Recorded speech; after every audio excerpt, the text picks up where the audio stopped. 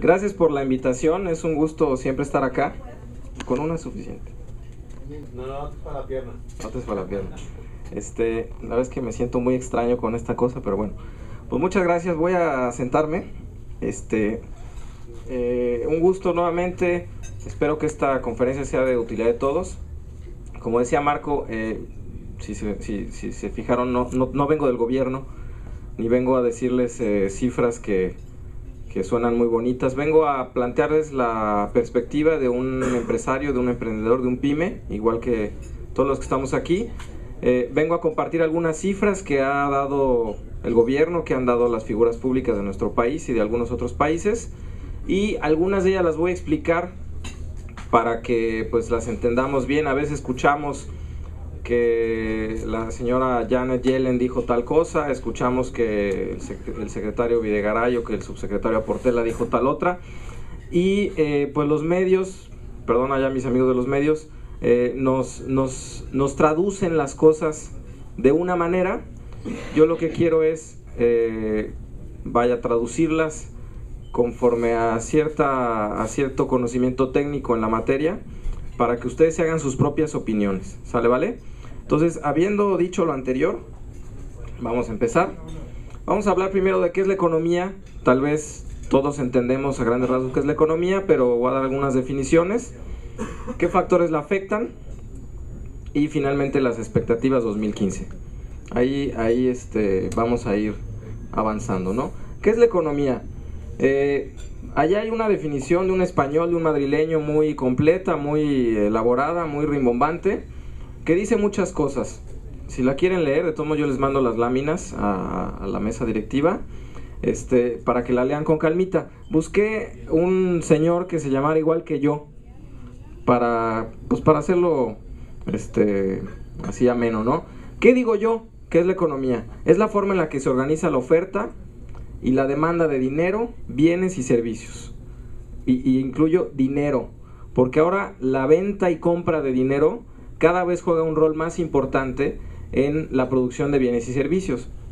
El costo del dinero, el costo de la moneda extranjera, el valor de nuestra propia moneda cada vez afecta más en cómo se venden y compran los servicios y las manufacturas, tanto a nivel local como a nivel nacional y como a nivel internacional. La globalización, nos guste o no, pues vino a afectar, no solo nos da acceso a mercados, no solo nos da acceso a bienes y servicios de otros países, sino que bueno, lo que pasa en Grecia nos afecta aquí, lo que pasa en Rusia nos afecta aquí. Ahora vamos a ver esto, ¿no? Entonces esta es mi definición, la definición de Javier, el madrileño, y Javier, el chilango. ¿Sale, vale? ¿Qué factores afectan la economía? Para ponerlo fácil y rápido para un desayuno en viernes en Monterrey, pues el entorno internacional obviamente afecta a la economía, el entorno nacional, y un elemento que ahorita en México es clave, sobre todo por el tiempo que estamos viviendo de elecciones, que es la confianza interna. Ahorita todos los partidos nos van a querer hacer creer que han hecho las cosas súper bien, ¿sí? Y entonces pues vamos a tener enfrentamientos de opinión entre lo que los partidos nos quieren decir y lo que los ciudadanos leemos de lo que ellos hacen, de lo que ellos han hecho, de lo que ellos no hacen y de lo que ellos no han hecho. Entonces, este último punto tal vez es el punto más crítico de las expectativas macroeconómicas para este año. Los otros dos ahora los van a ver. Mi lectura es conforme a las cifras que nos han dado, que son bastante razonables, ¿sí? Vamos a hablar del entorno internacional. Primero voy a hablar de qué pasó en el 2014, porque pues para entender el 2015 tenemos que entender el 2014, y al final voy a hablar ya del 2015. Entonces, estas primeras láminas son justamente del 2014. ¿Qué ha pasado a nivel internacional? Bueno, primero tenemos que hablar de las economías de otros países, principalmente Estados Unidos, nuestro querido vecino. La economía de Estados Unidos viene creciendo, lleva 3 trimestres con crecimientos bastante fuertes. El trimestre 2 y 3 de crecimientos de cerca del 5%, crecimientos que no había tenido en bastantes años, salvo el primer trimestre que fue negativo. Los siguientes dos fueron muy buenos, el tercero fue medianamente bueno, y el anual es del 2.4%. Es un crecimiento bastante sólido sobre todo si tomamos en cuenta que no lo hicieron a través de una guerra, ¿ok? Normalmente, cuando hay necesidad de activar la economía, uno de los instrumentos que se utilizan, entre muchos otros, es justamente la guerra, ¿sí? Si yo quiero fomentar movimiento económico en mi país, pues me invento una demanda de combustible, de metales, de vehículos de transportación, de consultoría, de una serie de servicios y bienes que hacen que mi economía empiece a volar, ¿no? Entonces, lo que ha pasado en esta ocasión es que este crecimiento ha sido sin guerra, y eso ha hecho que los analistas internacionales estén bastante confiados en el crecimiento a mediano y largo plazo de la economía de Estados Unidos. Se están generando empleos, no es como acá, que bueno, se afiliaron 950,000 empleados al IMSS, pero no es porque sean necesariamente nuevos empleos, sino porque dada la reforma fiscal, a todos los empresarios nos interesa que nuestra nómina sea deducible. Entonces nos pusimos en orden, ¿cierto? Allá se están creando empleos. Janet Yellen dijo el 25, ayer o antier, ¿no? Que no son todavía los empleos suficientes para subir las tasas de interés. Pero vaya, la economía de Estados Unidos está creciendo y eso nos afecta para bien como maquiladores, como productores y exportadores hacia ese país, no solo de bienes, sino también de servicios. En Europa ha habido inflaciones a la baja, incluso deflación en algunos meses y en algunos países. El desempleo en Europa cada vez es más fuerte. España, por ejemplo, es un desempleo considerable. Vemos también la situación de Grecia, que está afectando la estabilidad. La izquierda ganó, hizo muchas promesas de campaña, que ahora pues está viendo a ver si puede cumplir. Evidentemente la Unión Europea le dijo: pues no puedes cumplir tus promesas de campaña, tú dijiste que no nos ibas a pagar y nos tienes que pagar si quieres que te volvamos a prestar. Finalmente renegociaron la deuda, evidentemente no iban a poder dejar de pagar, renegociaron la deuda y es algo que genera volatilidad en los mercados. Ahorita les explico por qué genera volatilidad. Japón cayó técnicamente en una recesión, y algo importante, esto es algo que depende de qué lado de la moneda, de la economía nacional querramos estar. Si queremos decir que el gobierno ha hecho las cosas bien, planteamos ciertas cifras y leeremos que el gobierno ha hecho las cosas bien. Si queremos decir que el gobierno ha hecho las cosas mal, planteamos algunas otras cifras. Si nosotros leemos solamente, por ejemplo, el PIB, el crecimiento del PIB nacional, que anda del orden de los 2 y fracción, y lo comparamos con el crecimiento del PIB de hace algunos años o incluso algunos otros sexenios, podríamos pensar que el gobierno está haciendo las cosas mal. No voy a decir si la está haciendo bien o mal. Lo que les voy a decir es que todas las economías emergentes están frenando sus crecimientos. Obviamente, ustedes y yo somos empresarios. Los primeros años en donde nuestra empresa va bien, nuestros crecimientos porcentuales son grandes. Cuando le entendimos ya al mercado y empezamos a ganar clientes, nuestros crecimientos versus el año pasado son crecimientos altos, ¿sí o no? Y conforme vamos madurando como empresa, nuestros crecimientos son bajos. Eso es una ley, se llama Ley de los Rendimientos Marginales Decrecientes. Es una ley, no hay forma de modificarla a menos que cambiemos nuestra estructura empresarial, a menos que los países cambien su estructura interna, ¿sí? Entonces las economías emergentes, dada la ley de los rendimientos marginales decrecientes que les acabo de explicar así muy brevemente, están teniendo tasas de crecimiento mucho menores a las que tenían hace algunos años. Es decir, ya están llegando a su capacidad.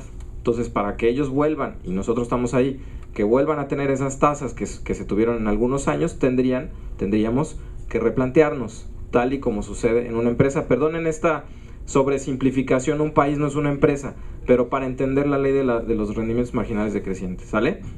Entonces, esto es un hecho, los crecimientos de las economías emergentes están disminuyendo y nosotros también, como una de ellas. Bueno, tipo de cambio, vamos a hablar de tipo de cambio, que pues está ahí caro y nos pone muy nerviosos, ¿no? Sobre todo si hacemos transacciones en dólares. ¿Qué está pasando con el tipo de cambio? Bueno, El incremento y el posible incremento, voy a decirlo nuevamente, el incremento en valores, no bonos del gobierno federal, sino valores, casas de cambio, perdón, casas de bolsa, el rendimiento bursátil en Estados Unidos, dado que la economía está creciendo, a las empresas les está yendo mejor y por lo tanto sus acciones en bolsa se cotizan mejor, ¿sí? Entonces, si uno tiene un portafolio en bolsa en Estados Unidos, está rindiendo bien, digamos, bajo la magnitud de las tasas de rendimiento en Estados Unidos, ¿no? Si comparamos una tasa, por buena que sea en Estados Unidos, con una tasa en una economía emergente, siempre va a ser menor la de Estados Unidos, ¿ok? Sin embargo, bajo este esquema, si a las empresas les va bien, sus acciones se cotizan mejor y el trading da rendimientos favorables para los inversionistas. Entonces, la economía y por lo tanto, voy a explicar lo de las tasas de interés. ¿Qué pasa cuando yo como familia, como jefe de familia, me va bien y tengo ingresos adicionales a mis gastos? Es decir, mis ingresos superan mi gasto. Tengo dos opciones: gastar o ahorrar, o invertir, que ahorrar e invertir en términos macroeconómicos es parecido. Vamos a dejarlo así, en gastar o ahorrar, ¿ok? Yo puedo decidir qué hacer, depende de qué me conviene. Si el banco me da un rendimiento muy bajo, ¿qué hago? Gasto. ¿Sí? ¿Para qué guardo mi dinero en el banco si no me va a dar nada? Mejor me lo gasto, o mejor lo invierto en bienes o en empresas o en cosas que me den mayor rendimiento que lo que me da el sistema financiero. Es decir, finalmente lo gasto. Me compro un carro y lo pongo en Uber, o me compro una flotilla de taxis y las pongo a trabajar. Finalmente lo gasto, ¿ok? Si tengo exceso de dinero y las tasas en el sistema financiero son bajas, gasto mi dinero.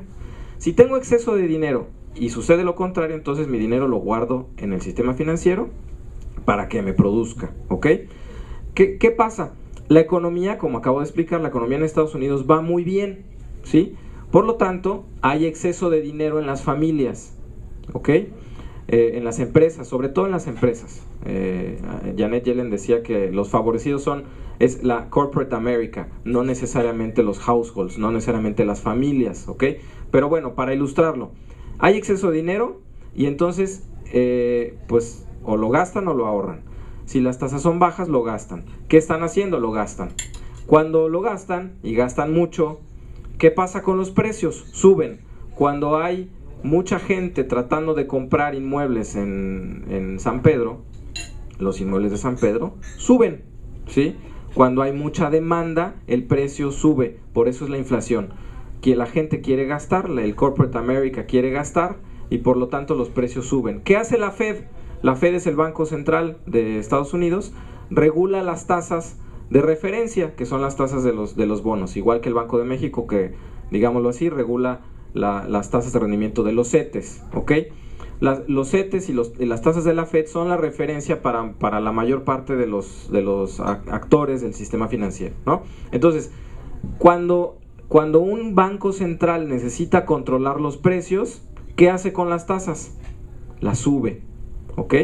Para que los precios no suban y la gente no gaste, sino que invierta o ahorre en el sistema financiero. Entonces, por eso es que la Fed está pensando en subir las tasas. A finales del año pasado dijeron que las iban a subir pronto. Entonces esto generó una serie de especulaciones. Ahora dijeron, hace 2 días, que posiblemente las suban hasta junio. No fue tan clara, dijo junio, septiembre, pero a lo mejor antes. O sea, por ahí de junio, a lo mejor las suben, ¿ok? Entonces nos tienen a todos a la expectativa de qué va a pasar con las tasas en Estados Unidos. Eso hace que los capitales tiendan a moverse para allá. Y eso es un concepto en nomenclatura bursátil que se llama flight to quality. La gente va a tratar de tener su dinero en donde está más seguro y en donde hay mejor rendimiento. Si hay menor rendimiento que donde está mi dinero hoy en día, pero el lugar es más seguro, no importa, me lo llevo para allá. Esa es una situación que se da, el flight to quality. Y eso incrementa la demanda de dólares, ¿ok? ¿Por qué? Porque para invertir allá hay que tener dólares. Entonces, si sube la demanda de dólares, el precio de dólar sube. Por eso los dólares están caros, ¿ok? También podemos decir, el peso está bajando de valor, el peso está débil. Ahorita les voy a mostrar algunas gráficas que muestran que no necesariamente el peso está débil, lo que pasa es que el dólar está caro, y el dólar está caro por esto. Entonces, si queremos decir que el gobierno está haciendo mal trabajo, decimos que el peso está débil. Si analizamos la razón, no voy a decir que el gobierno está haciendo ni buen ni mal trabajo, si analizamos la razón por la que el dólar está subiendo, entendemos un poquito más de lo que a lo mejor nos quiere alguien decir, o de lo que tal vez por algún tipo de ignorancia pudiéramos entender. Entonces hay que tratar de ver qué pasa detrás de cada cifra y qué pasa detrás de cada cosa que por ahí nos dice, ¿no? Entonces las demás monedas se deprecian. Vamos a ver cómo está el peso. Nuestra moneda es de las más fuertes de las economías emergentes, y ahorita les voy a mostrar algunas gráficas. Esta es una tablita. En la primera columna está el porcentaje de depreciación cambiaria al mes, con base en el tipo de cambio de diciembre del 2012. Y ahí vemos economías emergentes: Rusia, Brasil está en el BRIC, nosotros no, Indonesia, etcétera. Todas andan arriba del 30%. Todas las depreciaciones, los porcentajes de depreciación andan arriba de esa cifra, y nuestro porcentaje de depreciación anda por ahí del 15%. Entonces sí, nuestro peso está perdiendo valor frente al dólar, pero insisto, ¿es porque el dólar está caro o es porque el peso está débil? Y aquí leemos que no necesariamente es porque el peso esté débil, sino porque el dólar está caro, ¿ok? Y si vemos, por ejemplo, cómo nos califican las casas evaluadoras de riesgo país, de todas las economías acá, somos de las mejores. En Moody's subimos nuestra evaluación, en Fitch subimos nuestra evaluación, y en Standard & Poor's subimos nuestra evaluación. El resto de los países o la mantuvieron o la bajaron, ¿ok? Nosotros vamos mejor. Y aquí hay una gráfica que muestra justamente lo mismo. La línea roja somos nosotros, es el porcentaje de evaluación, y vean otras economías como andan. Chile, por ejemplo. Corea está mejor que nosotros, pero bueno, la verdad es que ahí va nuestro peso defendiéndose. Trae buen handicap nuestro peso, ¿no? Los precios del petróleo. También, ¿por qué está barato el petróleo? Bueno, resulta que hay sobreproducción en Estados Unidos, y esto afecta pues al precio del petróleo mundial. ¿Qué pasa cuando hay muchos inmuebles en una zona y no hay tanta demanda en esa zona? Los inmuebles bajan de precio en esa zona, ¿sí? Lo mismo pasa con el petróleo. Si hay mucho petróleo y no hay necesariamente tanta demanda, pues el precio del petróleo baja. ¿Qué tan grande es la sobreproducción que existe hoy en Estados Unidos? Tan grande como si Irán completo hubiera entrado en la Unión Americana. De ese tamaño es la sobreproducción que existe en Estados Unidos. Es impresionante. Bueno, sí, vamos a hablar de competencia, como si fuera, nuevamente voy a sobresimplificar, como si la producción de petróleo fueran empresas privadas y no países y no economías, etcétera, ¿no? ¿Qué pasa si yo vendo proyectores como este y resulta que mis competidores los venden, construyeron una plantototota al lado mío para vender proyectores? Yo tengo que decidir qué hacer con el precio de mis proyectores. Es más, tengo que decidir si paro mi planta o la sigo manteniendo produciendo. De tonto la paro, porque si la paro el otro me come el mercado. Todos los países de la OPEP, en la OPEP nosotros no tomamos decisiones, somos, digámoslo así, oyentes. En la OPEP decidieron no parar la producción de proyectores para que los gringos no les comieran el mercado. Decidieron seguir manteniendo el volumen de producción de petróleo. Rusia e Irán decidieron lo mismo. Entonces hay demasiado petróleo allá afuera, y pues obviamente no hay tanta demanda de petróleo, y por eso es que el precio del petróleo está tan barato, ¿ok? Bueno, ahí está el colofón. Esta es una gráfica de unos analistas, se llaman Newmark Group, no es mía. Esta gráfica muestra el tamaño por ejemplo, de la exploración en aguas profundas de Estados Unidos. Esta es la línea que divide el mar territorial.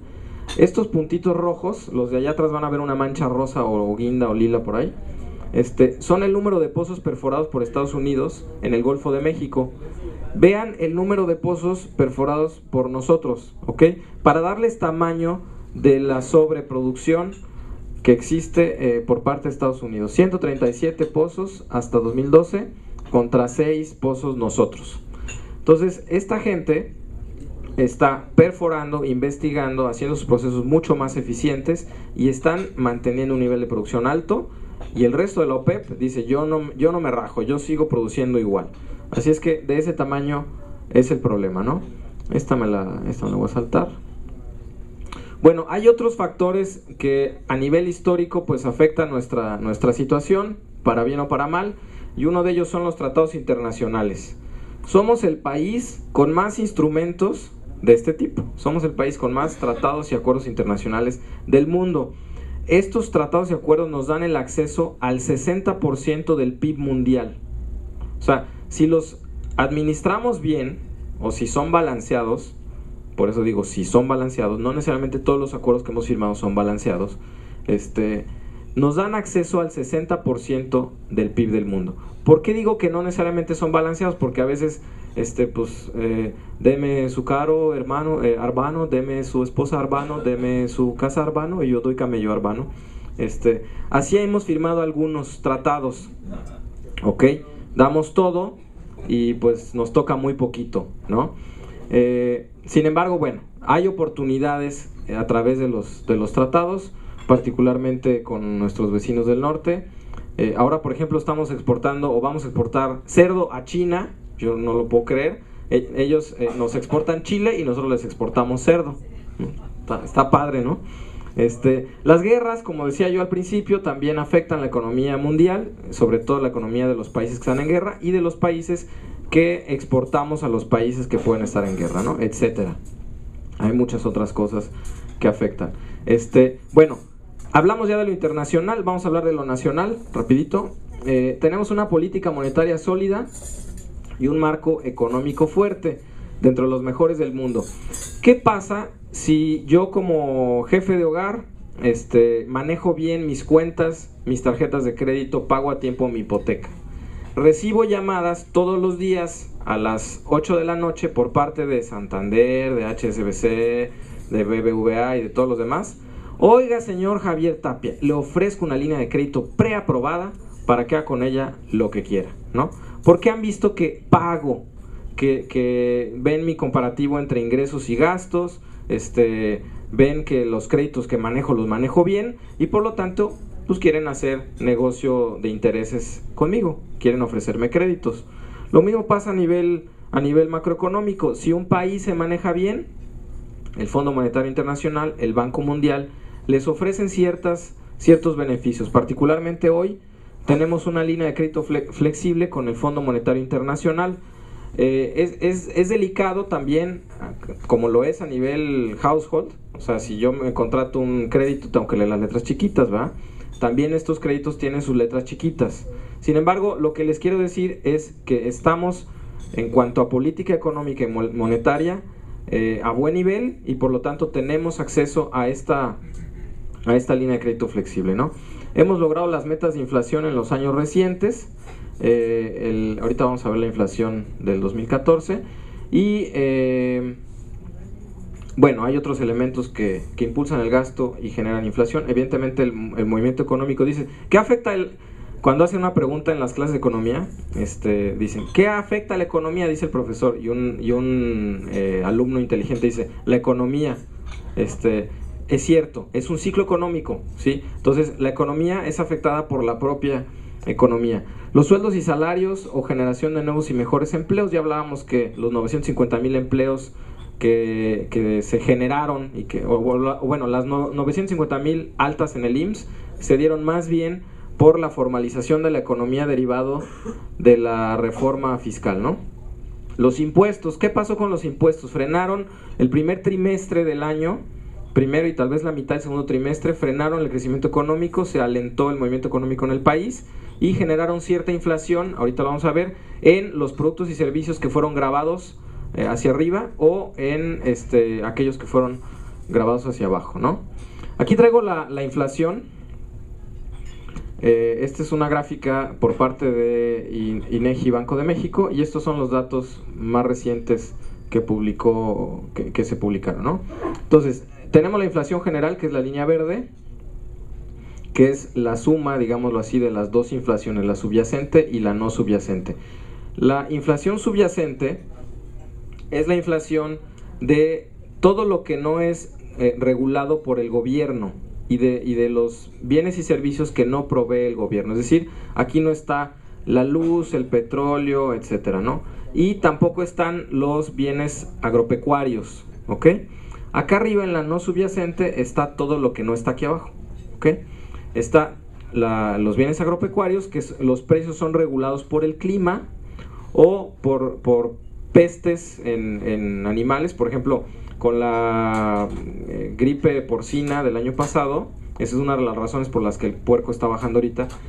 Los productores de cerdo gringos tuvieron que sacrificar un montón de cerdos, ¿ok? Es decir, el precio del cerdo a nivel mundial el año pasado subió porque había poca oferta y mucha demanda. Este año está bajando versus el año pasado, ¿no? Entonces, esta inflación se rige por cuestiones climáticas, cuestiones epidemiológicas y pestes, y además aquí están los bienes y servicios que el gobierno produce y vende, ¿no? La inflación general cerró en 4.08, ahí está en la grafiquilla, la subyacente 3.24% y la no subyacente 6.7%. Siempre se separan estas dos, porque evidentemente sobre esto no existe un control, ¿no? El Banco de México no tiene forma de controlar esto, ¿sí? La que tiene forma de controlar es esta. Entonces las metas de política monetaria se fundamentan en esta inflación, que pues por lo tanto va a afectar esta, ¿no? En realidad, la meta del Banco de México es inflación del 3%, y es la meta para los siguientes años. Ahorita vamos a ver una gráfica que muestra la proyección. Cerramos ligeramente arriba, la meta es 3% más menos 1, ¿ok? Se dan ahí un rango de colchón, entonces es entre 2 y 4%, esa es la meta del Banco de México. Quedamos en 4.08, ligeramente arriba de la meta. Bueno, ahí están todas las inflaciones que componen las anteriores. Por ejemplo, los bienes que fueron grabados como bienes de lujo, pan dulce, por ejemplo, refrescos, vean la inflación que tuvieron, ¿no? Y por ahí está... no, más adelante creo que traigo telecomunicaciones. Es del 2014. Sí, 2014. Esto es 2014. Vean vivienda, 2%, que es algo que nos interesa. La inflación en vivienda, que aquí está renta y venta de inmuebles, fue del 2 y fracción por ciento, 2.1% más o menos, bastante razonable. En fin, producción y exportaciones. Bueno, la producción y las exportaciones depende de nuestra capacidad económica interna e internacional. Si nuestros socios comerciales tienen una economía favorable, como acabamos de ver que Estados Unidos tuvo una economía bastante buena, pues nuestras exportaciones son consumidas. Y si el tipo de cambio es bajo, como está ocurriendo, o sea, el peso cuesta menos, el tipo de cambio, el dólar cuesta más, las exportaciones también se ven favorecidas, porque pues con menos dólares compran más cosas producidas en pesos, ¿ok? Entonces, el tipo de cambio está muy alto, pero un sector se ve beneficiado, las exportaciones. Y las exportaciones forman una buena parte de nuestro PIB.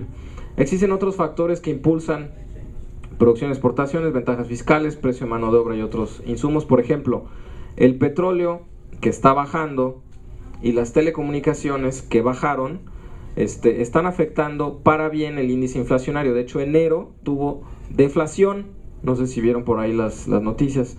Los tratados internacionales, la disponibilidad de crédito, mejoras en las leyes de competencia y atribuciones de reguladores. Hoy en día, por ejemplo, ya se están metiendo en la competencia, vaya, la legislación de competencia también está metiendo en los insumos. Anteriormente se enfocaban los órganos de competencia a administrar la producción final, pero ahora también están participando en los insumos y ahora tienen algunas otras atribuciones ejecutorias. Por ejemplo, es triste ver que en muchas de los reguladores de competencia no tenían facultad de necesariamente aplicar buenas multas. Hoy en día ya la verdad es que las multas que pueden aplicar, la capacidad de ejecución de las sanciones es mucho mayor, ¿no? Que puede ser mejor, sí, pero estamos avanzando en eso. Aquí estamos viendo el PIB, es decir, el crecimiento económico del 2014. ¿Cómo creció la economía mexicana en 2014? Son cifras oficiales, ¿no? El PIB total 2.12%, pero traigo roto nuevamente porque si vemos solo el 2.1%, pues puede ser bajo o puede ser alto, o puede ser bajo conforme a otros años o sexenios, o puede ser alto conforme a qué sé yo. ¿Qué lo compone? Es lo que nos debe de interesar, ¿no? Actividades primarias son agropecuarias. El PIB creció por nuestro campo 2.8%. Esto es bastante volátil, como acabo de mencionar en cuanto a inflación. Si se fijan, es bastante volátil, ¿no? 2.8% es un buen número. Actividades secundarias es producción en general, bienes y servicios. Esto es campo, secundarias es bienes y terciarias es servicios, ¿ok? Y ahí puse inmobiliarios porque pues, eso nos interesa. Entonces, secundarias, minería, menos 2%, menos 2.3%, básicamente movida por petróleo y gas. Y si rompiéramos petróleo y gas, petróleo es como menos, bastante más, ¿no? Construcción, que nos interesa también a nosotros, 2%. Industria manufacturera, 3.7%. Energía eléctrica, bueno, la apertura eléctrica hizo que se empezara a generar ya movimiento económico en las empresas que proveen bienes para la producción eléctrica, 13%. Fabricación de equipo de transporte, tal vez esto y construcción es lo que a mí Javier, no es ni la empresa a la que pertenezco ni las asociaciones en las que pertenezco. A mí, Javier, me dejan un buen sabor de boca. Construcción 2% y equipo de transporte y manufactura están creciendo a un ritmo razonable. Arriba de la inflación, cerca de la inflación, un poquito abajo de la inflación, pero si se fijan, al mismo nivel de inflación de vivienda. ¿Ok? Es decir, la construcción no se contrajo. Si crece parecido a la inflación, no se contrae. Si crece arriba de la inflación, hay avance, y si crece abajo de la inflación, puede haber cierta contracción. No necesariamente es así, pero nos da una idea, ¿no? Entonces, equipo de transporte, aquí está autos, camiones, aviones y todo lo que está pasando, por ejemplo, en el Bajío, todas estas empresas que están llegando a instalarse en el Bajío, también aquí en el norte hay buena producción de este tipo y estamos teniendo crecimientos interesantes, ¿no? Servicios, 2.2% y servicios inmobiliarios, 2.1%, que es algo que nos interesa, ¿no? Mi empresa está también aquí, ¿no? Entonces, 2.1 ¿es bueno o malo? Bueno, es bueno si vemos esto, es malo si vemos que el petróleo afectó. Creo que traigo una gráfica donde muestra cómo afecta el petróleo. Sí, esta. Vean, este es el PIB total, la línea roja. El PIB del petróleo, vean qué locura. Y el PIB sin petróleo. Es decir, en vez de haber crecido lo que crecimos, hubiéramos crecido 0.4 puntos porcentuales más. O sea, 2.5% hubiéramos crecido de no ser por el tema del petróleo. Y el tema del petróleo es ajeno completamente a México. O sea, no es algo en lo que el Banco de México, no es algo en lo que nosotros los empresarios, no es algo en lo que nuestras autoridades puedan influir. ¿Ok? En cuanto a inversión y gasto público, estos son datos de un analista que a lo mejor han escuchado que se llama Fonserrada. no son datos, no son datos que requieran hacer demasiado análisis. En cuanto a gasto público e inversión, salvo en los últimos 2 años de la administración anterior, hemos estado en los peores niveles de inversión pública desde 1946, o sea, en cuanto a porcentaje del PIB. Si el monto de inversión pública la comparamos con el PIB, 3.6% hemos tenido en promedio en los últimos 2 años, y es el mismo nivel que tuvimos en 1946. Esto es bastante delicado, porque vemos que no hay un plan integral de inversión pública, sino normalmente son promesas de campaña, locales y federales. Ahora que estamos en época electoral, es importante que analicemos esto, o sea, qué tanto nos están ofreciendo, qué tanto están prometiendo, que son meramente cuestiones populistas, versus qué tanto en realidad están pensando en el desarrollo a largo plazo de nuestro país, de nuestra localidad, de nuestra ciudad, de nuestro estado. Bueno, en cuanto ya a inversión privada, hay inversión extranjera en buena parte del país. La más limitada es en los estados del sur, pero se compensa con lo que hay en la península. En el norte del país, también es una gráfica de Newmark Group, la inversión extranjera se enfoca en la industria maquiladora. También hay buena cantidad de servicios, por ejemplo, financieros. Hay algunas empresas internacionales que tienen corporativos acá en Monterrey, también las empresas nacionales. En el centro del país está un mercado de mediano desarrollo, nueva industria y centros de distribución, es decir, se tiene que transportar lo que se produce, lo que llega a los puertos, se tiene que transportar al norte, lo que se produce en el norte se tiene que transportar al centro, que es donde se consume primordialmente, y se tiene que transportar a los puertos para exportarse, ¿ok? Entonces, este es un sector en el que se invierte en centros de distribución.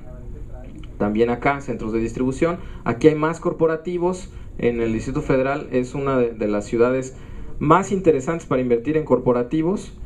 Y el mercado del sur básicamente se está viendo beneficiado, por lo que pasa por la reforma energética. Están llegando ya las consultoras a hacer análisis, a hacer estudios, están rentando casas, están rentando oficinas. Después pues van a llegar ya los empleados, van a tener que tener, obviamente las plataformas, van a tener que tener ya lugares en donde vivir, en donde comprar, en donde comer, en donde ir sus hijos a la escuela, etcétera. Entonces va a haber un desarrollo interesante en los estados del Golfo. Sin embargo, los estados del sur siguen aislados de todo este movimiento. Oaxaca, Guerrero, Chiapas siguen aislados, y al final vamos a hablar un poquito de esto, ¿no? Bueno, en términos de legislación, las reformas estructurales en el G20 son ejemplares, ¿sí? En el G20, ahorita vamos a hablar de la confianza interna. Somos el país número 1 en materia de reformas de los países que conformamos la OCDE, ¿ok? Sin embargo, la efectividad de las reformas pues obviamente está condicionada al fortalecimiento de las instituciones, del sistema legal, a la propia ejecución de las reformas, y por supuesto a la lucha contra la corrupción. Es algo en lo que, por ejemplo, están a nivel muy visible, están trabajando ya, ya ven que ya la OCDE va a participar como visor en las licitaciones del aeropuerto, etcétera, ¿no? La reforma fiscal contribuyó a la formalización del empleo, lo que hablábamos, y a la formalización de muchas cosas. No sé si les pasa, ustedes y yo somos pymes. Antes íbamos a comer a una cita de negocios y ¿quiere factura? No, hombre. Ahora, ¿quiere factura? Sí, por favor. Más le vale que me la mande, ¿eh?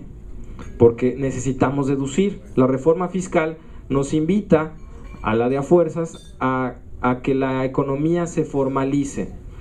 Yo tengo que tratar de que mi base de gasto como empresario sea lo más deducible posible. Siempre voy a tener gastos no deducibles, pero en la medida de lo posible tratar de deducir lo más que pueda. Eso hace que mis proveedores traten de formalizarse, y que a su vez le pidan a sus proveedores que traten de formalizarse, y así se va la cadena. La reforma fiscal hizo que hubiera formalización en la economía y en el empleo, ¿no? Aquí hay una tabla en donde están enlistadas todas las reformas por las que hemos ya pasado y las que faltan, ¿no? Es una lista bastante interesante. Las que ya tienen fecha aquí es que ya se aprobaron en el Senado, y después ya falta la reglamentación, si hay que hacer reformas constitucionales, etcétera, ¿no? Pero vean el número de reformas que se han hecho. Ahorita vamos a ver el impacto de las reformas en la economía. Es una bandera que se ha utilizado a nivel político, las reformas. Bueno, vamos a ver por qué las reformas, en qué me benefician las reformas. Hemos visto incluso anuncios de las reformas nos van a beneficiar, etcétera. Les voy a mostrar cifras de la OCDE, no son cifras del gobierno local, ¿no? Ahora, la confianza interna, y es aquí en donde tal vez está el problema, es aquí en donde estamos cojeando, ¿no? La inexperiencia política que vemos en nuestro país, sobre todo en política social, las cosas que han hecho, que algunas han sido buenas, otras no han sido buenas, otras han sido medianamente buenas, no se han sabido vender, no se han sabido comunicar, ¿ok? Entonces, la población tenemos cierta desconfianza. ¿Será que estas reformas me convienen, no me convienen? ¿Qué va a pasar? Etcétera, ¿no? La falta de transparencia, incluso, bueno, vimos que se tuvo que cancelar el proyecto del tren de Querétaro, lo que ha pasado con los escándalos de corrupción que todos hemos escuchado, la inseguridad, y pues algunas reformas no han sido tan populares, por ejemplo la fiscal, o no han sabido comunicarse adecuadamente. Entonces, ¿qué pasa? Si yo contrato a un señor para que trabaje para mí como ciudadano, que ese señor se llama servidor público, y lo que yo veo, yo no entiendo de reformas, yo no entiendo del PIB, yo no entiendo de la inflación, yo no entiendo de nada de eso. Yo soy un ciudadano común y corriente, que veo cómo me va en mi bolsillo, y ahí me la voy llevando, y ahí vamos jalando y luchando para el pan de cada día. Pero yo veo que el señor que yo contraté, al que le di mi voto, pues es medio tranza, o no es transparente, o no controla cuestiones básicas de convivencia social como la inseguridad. Entonces, ¿qué pasa? Yo no tengo elementos técnicos para evaluar estas vainas, ¿no? Yo no tengo forma de entender esto, ¿sí? Pero sí tengo forma de entender esto, porque esto yo lo veo y lo vivo, ¿ok? Entonces, como ciudadano, desconfío del que me dice que está haciendo las cosas bien, ¿sí o no? O sea, lo que yo no sé del rollo que les acabo de decir, yo veo esto, entonces, pues si esto no lo hace bien, seguramente el otro tampoco, ¿ok? Eso es lo que está pasando en nuestro país hoy en día. Estos elementos están afectando la confianza interna. Si nosotros tuviéramos la oportunidad de hablar con José Ángel Gurría y con Sean Doherty, que es el encargado del OCDE para México, sobre México, dirían que México está volando y a ellos no les paga el gobierno federal, ¿ok? Sin embargo, nos dirían esto mismo, porque ese cuento que muy técnico, nos lo tenemos que creer como ciudadanos y no nos lo estamos creyendo por esto, ¿ok? Ese es el talón de Aquiles hoy en día en nuestro país, ¿no? Entonces, bueno, ¿qué viene en el 2015? Nuevamente son cifras oficiales. El gobierno federal maneja expectativas de crecimiento económico, el crecimiento del PIB para 2015 de entre 3.2% y 4.2%. Esta cifra la cantaron cuando cantaron la expectativa para 2014 de 2.1 a 2.6. Quedamos en 2.08, no, quedamos en 2.1 en realidad. Así es que lo más probable es que estemos pues por la parte inferior de este rango, ¿no? Son mucho más ¿cómo se dice? Optimistas para los años siguientes, ¿no? Entonces, ¿cómo va a crecer la economía según Hacienda para el 2015? Entre 3.2 y el 4.2%. Y aquí está lo que la OCDE, no el gobierno federal, sino la OCDE, calcula que van a impactar estas reformas, esa lista de reformas que mostramos. Ellos dicen que van a impactar en el 1% del PIB año con año, incluso puede llegar a ser el 2%. Entonces, de esto, una buena parte, digamos, la línea sin las reformas iría por acá, ¿ok? La línea con las reformas va por acá. Entonces, la OCDE, repito, no el gobierno federal, dice que las reformas del Pacto por México van a contribuir con el 1% de crecimiento del PIB. Y las reformas adicionales, otro 1%. ¿Cuáles son estas? La reforma en materia judicial y la reforma en materia laboral, ¿ok?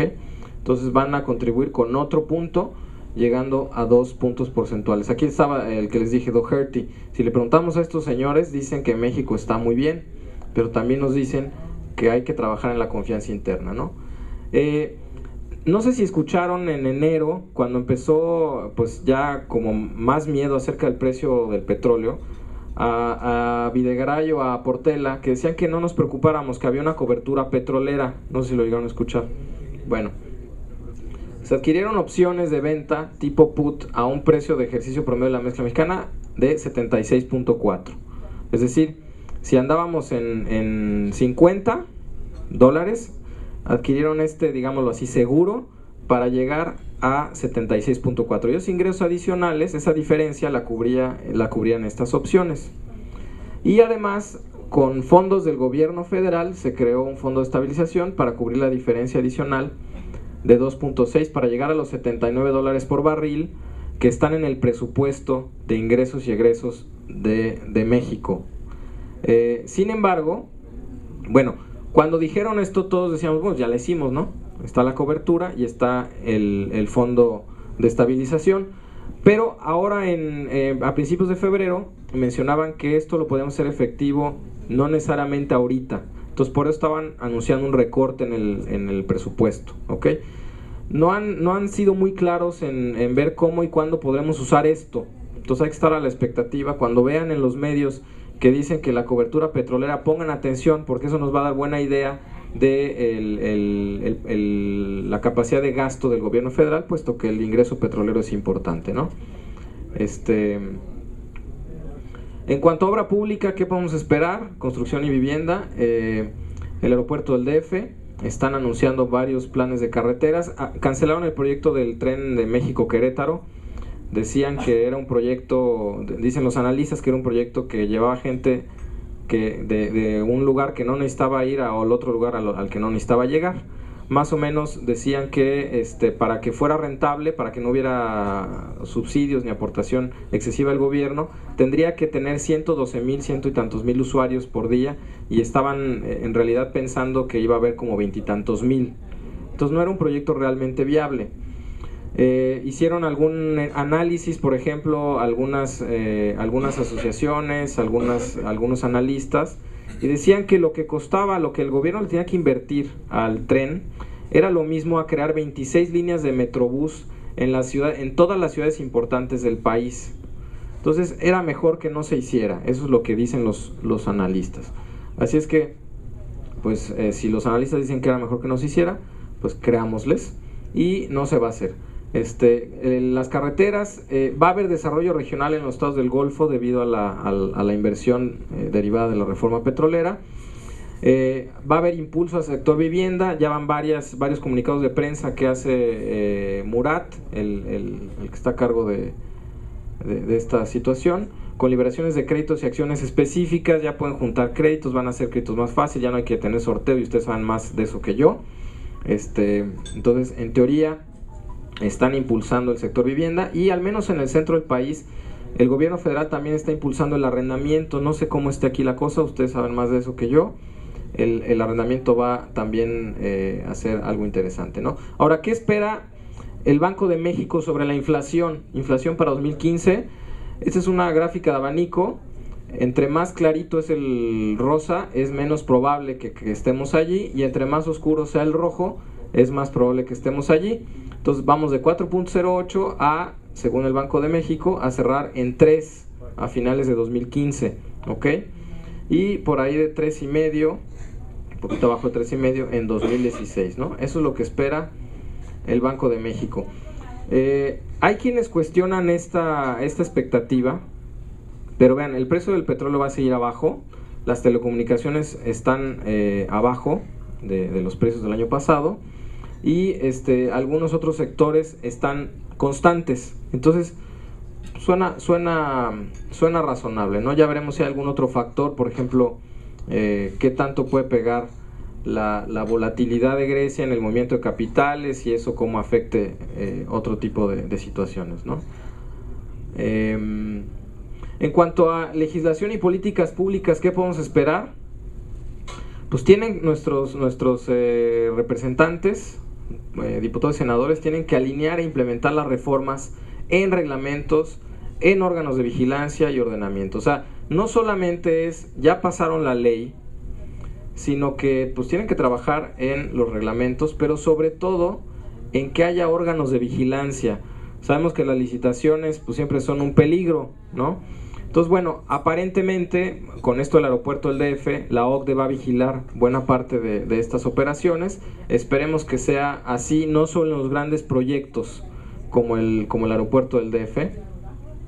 Disciplina financiera en estados y municipios.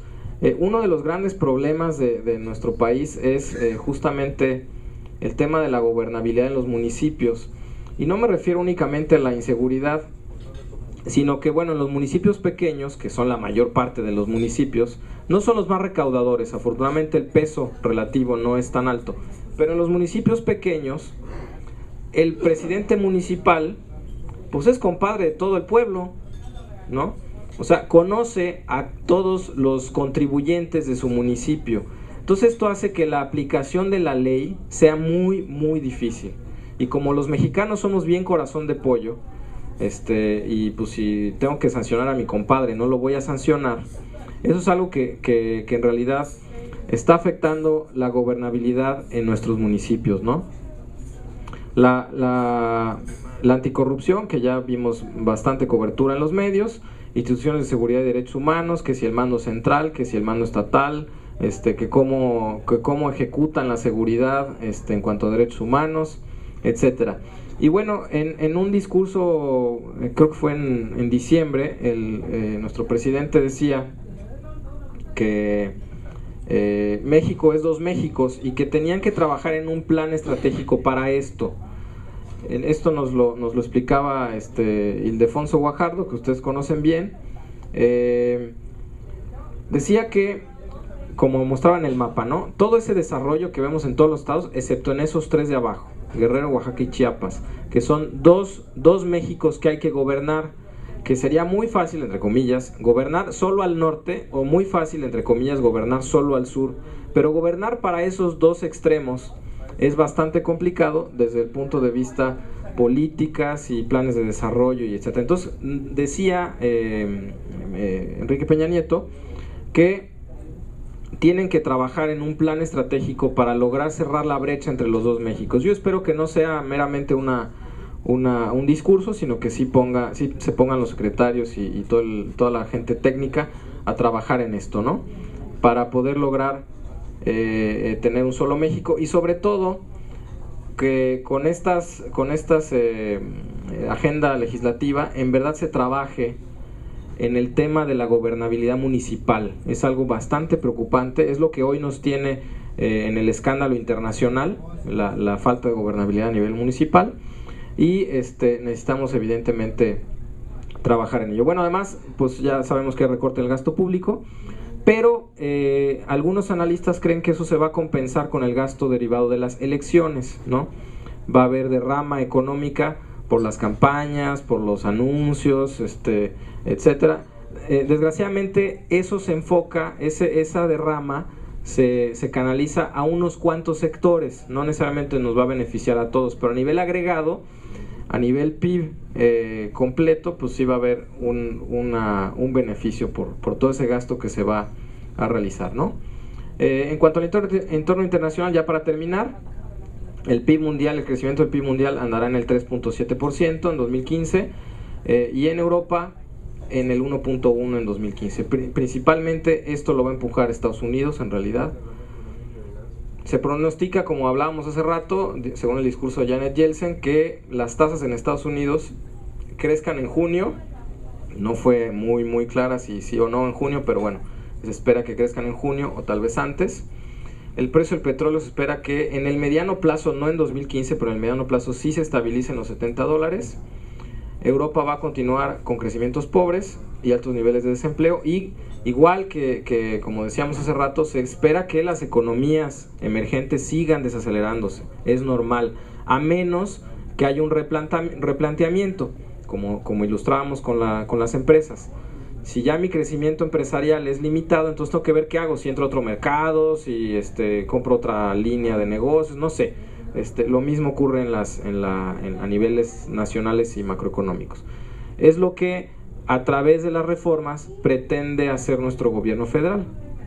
Como nuestra economía es una economía emergente, está desacelerándose y por lo tanto hay que replantearnos. Y la respuesta fue justamente las reformas, ¿no? Habrá que estar pendientes al respecto de Grecia. Ya no es algo tan preocupante. Era muy preocupante cuando el discurso de campaña era no vamos a pagar. Afortunadamente pues la Unión Europea aflojó, pero no tanto, y sí tienen que responder, ¿no? En fin, pues eso sería todo. Por cuestiones de salud, como entenderán, me tengo que retirar. Si hay alguna duda, les agradecería que la dirijan a Eduardo, y con todo gusto se las puedo responder por correo electrónico. Les agradezco el tiempo. Me hubiera gustado interactuar más, pero bueno, el ligamento cruzado anterior me lo impidió. Muchas gracias, buen provecho, un gusto estar con ustedes nuevamente.